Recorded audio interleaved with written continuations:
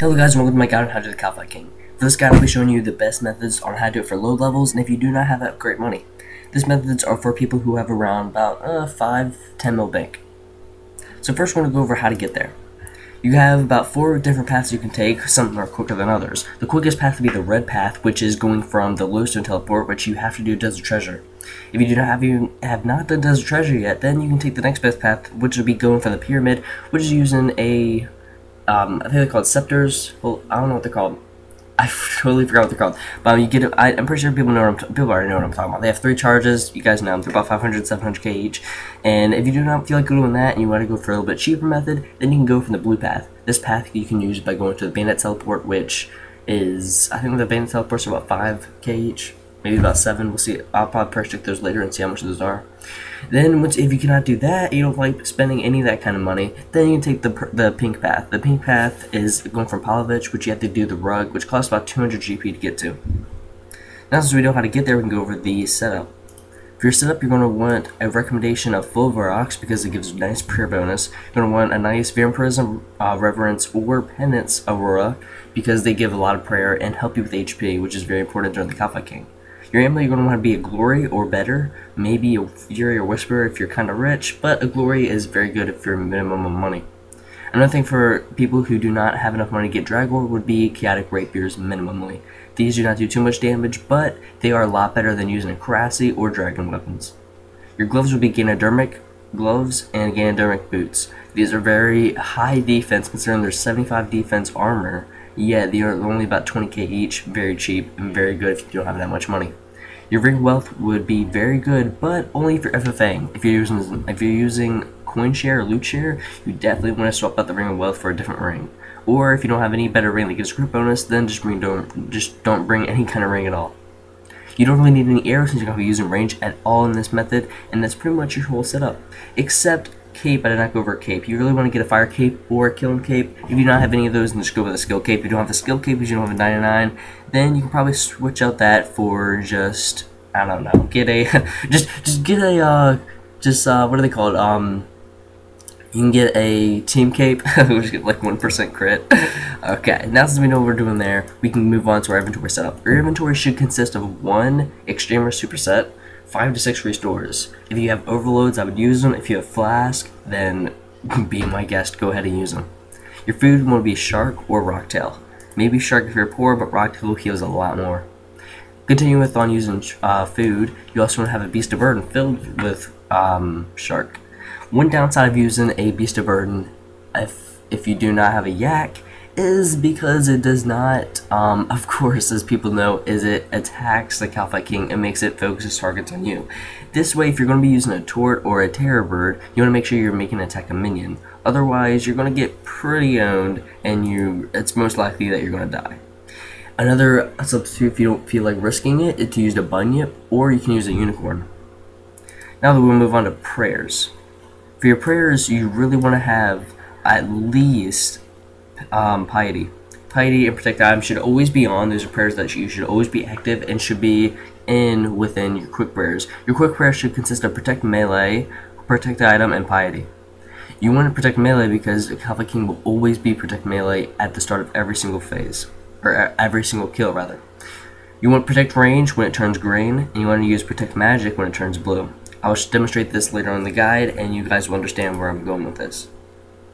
The next thing we're going to talk about is our ability bar. I'm going to spend a while talking about this ability bar because it is very important to know exactly how to use this ability bar, and I use this exact ability bar. Do not use any ability bar that's not organized the exact way that this one is.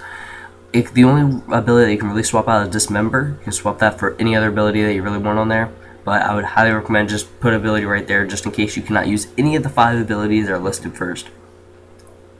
The abilities are Slice, Decimate, Kick, Sever, Punish, Destroy, Berserk, Dismember, Freedom, Anticipation, and Provoke. These abilities will be in your ability bar and should always be in this order, if not organized however you want to. Make sure you use it in the exact same order that I do in this video. So first we will be going over on how to use them efficiently. The best way to how to use these abilities is to use Slice, Decimate, Slice, Sever, Slice, Decimate, and Continue. This is probably the best method to use this ability bar, and the thing about it is you will not be able to use dismember and sever not all the time after you slice, because they take 10 seconds and 30 seconds to come back. This way, if you cannot use dismember or slice, or wait, no, dismember or sever, you're going to want to use punish. Now, see, punish, it doesn't do too much damage. So it's still the 100. It only does actually 125 only if it's stunned. So it really only does 100% damage, which is not as great as the 125. So you only want to use punish when you cannot use any of these abilities. So once you use punish, go back to slice, dismember, slice, sever, and just continue with that. Now we talk about the thresholds. You want 2 thresholds in your ability bar, which are assault and destroy. Destroy does 188% damage and takes the 6 seconds, just like assault. The only difference between assault and destroy is that destroy does a little bit less damage, which is 188% versus 219. The only bad thing about destroy is it will actually cause the Kalphite King to stun you sometimes. So the best thing how to use destroy is to use anticipation, which gives you immune to stun for 10 seconds, and then use destroy, which then you won't get stunned, and you can camp it the entire time and get all 4 hits in. Once you use all your thresholds, you have no thresholds able to be used, and you have a full ability bar, you can use your berserk ability, which will last 20 seconds, and you'll be doing twice as much damage as you normally would. So instead of hitting, let's say, 1000s and 2000s, you'll be hitting 3000s and 4000s, maybe even 5000s. Your next ability would be dismember, or any ability you really want. I just have this ability up there when you cannot use any of the other abilities on your ability bar. When all the basics, thresholds, all those abilities are being taken up, and you need to cast another ability, and before slice comes back, you can use dismember.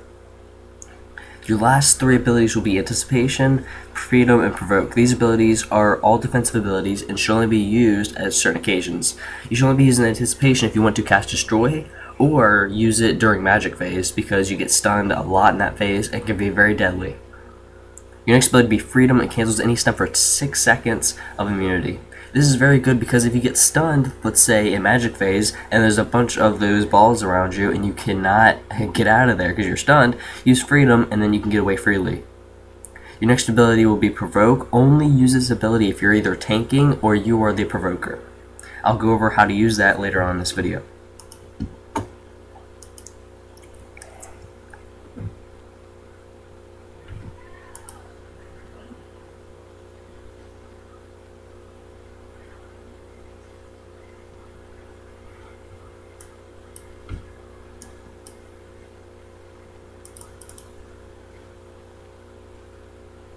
For a while. Your next ability will be dismember. This ability you can swap out for any ability you want. You really don't use this ability too often. You only use this ability when you cannot use any basics and punish is still recharging. Now for your defensive abilities, you want 3 of them. Remember, you're not bringing a shield. Anticipation, like I said earlier, gives you immune to stun for 10 seconds. Your next ability will be freedom, cancels any stun, plus you get 6 seconds of immunity. So please don't go from freedom to anticipation right away. Wait 6 seconds so you get full immunity for 16 seconds. Very useful.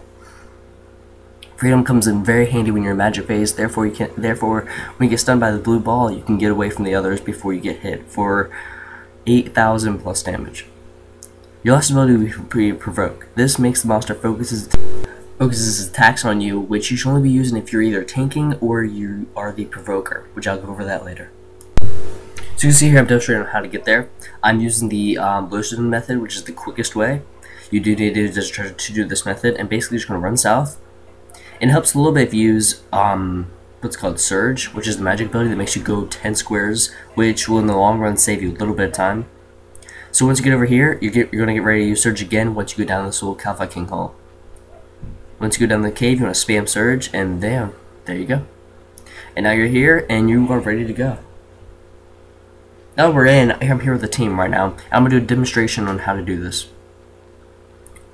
The spawn rate should be about 5-6 seconds. Shouldn't take too long for it to spawn if you set it to fast. Your quick press should be Piety, Protect Melee, and you should be good to go. Once quick press turned on, you want to attack it, use Slice, Dismember, Slice, and then kick. I actually misclicked right there. But yeah, you want to use Sever instead of kick. I actually screwed up a little bit. And then after you use that, you want to keep on going and then use thresholds as soon as possible. Once your threshold's over, you're going to go back to basics and start using those again. As you can see here, I'm getting hit by 280s pretty rapidly. It's a bleed effect that happens in melee phase. Be very careful in melee phase. Even though it only hits you for a little bit of damage, you do get hit quite often. As you see here, I am using Destroy, getting a nice good ability in there, and basically just keep on spamming down your basics and make sure that you are always casting a basic. As you can see here, not changed to magic phase. This is when the balls out. You want to get out of there as quick as possible by casting Freedom and running. I changed to magic, or protect magic rather, so therefore magic damage is now halved. So as you can see here, you basically gotta dodge the balls, and they do take about, I'd say about 4 seconds to explode, which is very deadly. You do not want to be anywhere near them. They have like a 4 square radius, so you will get hit up to 4k damage per each ball. As you see here, I got stunned for a little bit, but that's okay. You just gotta keep on using the basics. And another thing about magic phase, a little bit of tip, is to stun it. And when you stun it, it cannot throw any balls, and therefore you can actually attack it for quite a bit more time. When it charges like this, you want to make sure you get out the way. You do not want to get hit by that charge, or you'll be taken from anywhere from 25 damage, which is nothing, anywhere up to like 1.5k damage. You basically just going to get away from the balls for magic phase, and that's pretty much all you have to do. You have to watch out for that blue ball though. Even though you're protecting magic, you still get hit by that blue ball, but it's still half damage, but its maximum can still hit up to 1.5. As you saw there, I got bowed pretty hard by the balls, and I got very lucky right there. If I was hit by 2k from each ball, then I would have been dead. You basically just want to keep on using Assault, keep on using your Thresholds, and basically just keep on using basics throughout the entire fight. As you see here, it changes to green, therefore I'm going to inflict Protect Range on. This phase I would say is the most deadly, because even though it seems a little harmless at first, it can definitely pile on damage quickly. As you see here, now it got green, therefore someone has to provoke. Provoker then provokes it and then uses a defensive ability to dodge the attack. Once the attack has been done, the tank will then get it back onto him, and they're good to go. As you saw here, there's a green orb going around the Kalphite King. During this green orb, you do not want to attack the king, or else he will heal from all the damage that you give him. Another orb that he will also do is red. This orb is pretty much like Soul Split, and any damage that he deals out will heal him.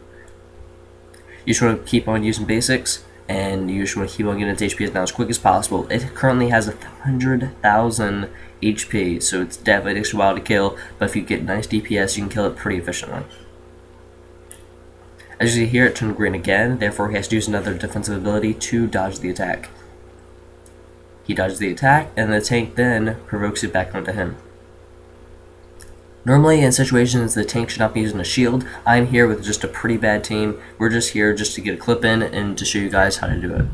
I just saw there before the king went away, he used a stun attack. This stun attack would deal anywhere from 1k damage to about 4,000 damage. Definitely keep your HP high in this phase. Again, not too much going on anymore. There's still just doing its normal attacks, which consist of its bleed attack. You see here I'm getting hit by 110s, which is the bleed attack. And then he will also do his normal attack, which can hit it rapidly. It turns green orb again, which means we have to get off of it, and he also used the green to provoke. Therefore, nobody can attack it on this time, and he has to dodge it. Therefore, the tank will get it back onto him, and now we're good to go. During the Kalphite King, the DPS, or damage per second person, should always continuously have a shield in their inventory. Therefore, they do not get, therefore the Evoker dies, which does likely happen. If the Evoker does die, the DPS can switch to a shield, and then they can duo until the tank comes back. Now I changed to melee earlier. As you saw, I switched my quick prayers on and off. This is because I set protect melee as my quick prayer, which is very helpful. His HP is almost down, we just gotta keep on doing a little bit more DPS, and now it greened again. Greening, or as they say, provoking, only happens not so often. It can either happen anywhere from 2 times per fight, or sometimes it can happen up to 10 times a kill. It's just totally random, and you always have to be prepared for that evoking attack. As you see there, one of my friends' prayer dropped. It's never good to have a prayer drop here, considering prayer halves all damage. And when you go from being hit by 600s to being hit by 1000s, it's a huge difference. As you saw there, my friend got hit by the charge attack. That charge attack, it does not hit with a normal splat. It hits by one of the blank splats, which just shows a number, doesn't have any red damage appear. This spot is pretty dangerous because you might not even see this attack appear. As you saw there, we were all hitting it during green orb and we healed it pretty nicely. It's very bad to hit it during green orb because every time you hit it, it just heals fully. It does not heal half damage, it heals the full damage that you hit it with. The Provoker now provokes it, takes the hit, and the Tinker takes it back. Now that it's almost dead, once we kill it, we'll be able to get our loot and leave the place.